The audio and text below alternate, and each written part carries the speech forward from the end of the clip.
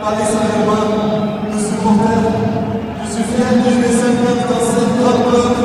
Je suis sûr que cette nouvelle est trop grande. On va se maintenir en Ligue 1.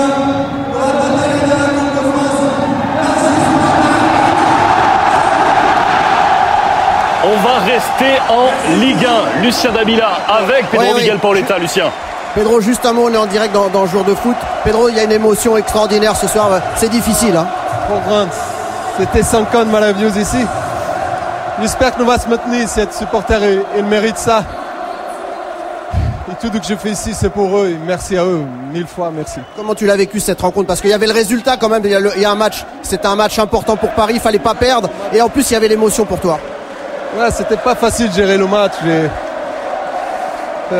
Après cette émotion, le public toujours derrière moi, derrière l'équipe. C'était un match très difficile à jouer, mais bon, j'ai fait mon mieux. Et j'espère que contre Sochaux, nous va se maintenir. Le PSG sera encore en Ligue 1 la saison prochaine, Pedro? C'est le mieux. On va le laisser, on va le laisser. Lucien, vous inquiétez pas, on va revenir vers vous, bien sûr, dans quelques minutes pour revivre encore ces derniers instants avec Pedro Miguel Paoletta. On va le laisser tranquillement aller fouler encore cette pelouse du Parc des Princes, Lucien. Alors, Christophe Josse, Didier Deschamps qui étaient aux commentaires de cette rencontre. Christophe, on vit de très très grands moments. Pedro Miguel Paoletta, 35 ans, ces 5 saisons passées au Paris Saint-Germain, plus celles passées sous le maillot bordelais, une grosse carrière en France, c'est larmes qui coulent sur son visage. Oui, un Pedro Miguel Paoletta, évidemment, qui avait dit je crois que je vais pleurer dans ce match-là. Ça a été une soirée qui lui a été complètement dédiée. Il est venu saluer les supporters avant le coup d'envoi. Il est venu près du Copoteuil notamment. Et puis le tifo géant dans le Parc des Princes était aux couleurs du Portugal pour Pedro Miguel Paoletta, avec estampillé un peu partout son numéro 9. Ça a été un hommage fabuleux. Je veux dire, ça ressemblait à un jubilé, quoi. Ça n'en avait pas un, mais c'était son dernier match sous le maillot du PSG au Parc des Princes. Regardez, tous les joueurs, le staff du Paris Saint-Germain lui disent au revoir et merci. Ça a été ça, hein. Au revoir et merci, monsieur Paoletta.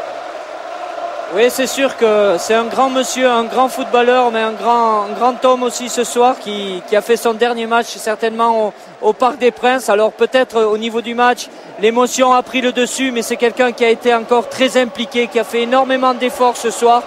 Et ce qui le tient le plus à cœur, c'est ce club, le PSG, qui reste en Ligue 1 pour leur dernier match à Sochaux le week-end prochain. Messieurs, on le rappelle, 200 buts pour Pedro Miguel Paoletta, que ce soit sous le maillot des Girondins de Bordeaux et du Paris Saint-Germain. Le meilleur buteur de l'histoire du PSG est là. Christophe, on reviendra vous voir tout à l'heure pour revivre cette soirée au Parc. Juste, on reste avec vous quelques secondes pour rappeler que le Paris Saint-Germain a certainement fait la bonne opération dans l'opération maintien du bas de tableau. Oui, très certainement. Ce match nul qui aurait pu paraître un résultat assez médiocre, hein, par définition, ça ne l'est pas pour le Paris Saint-Germain compte tenu des résultats sur les autres terrains, en particulier à Lille et à Rennes, puisqu'on verra ça dans votre émission. Mais les chutes et de Lens et de Toulouse ont fait que le Paris Saint-Germain a gravi une petite marche et s'extirpe de la zone de relégation. Alors, ça a été très difficile, vous le verrez dans le résumé tout à l'heure, mais au moins ça a le mérite d'exister pour le PSG. Le PSG ce soir n'est plus relégable. Alors Christophe,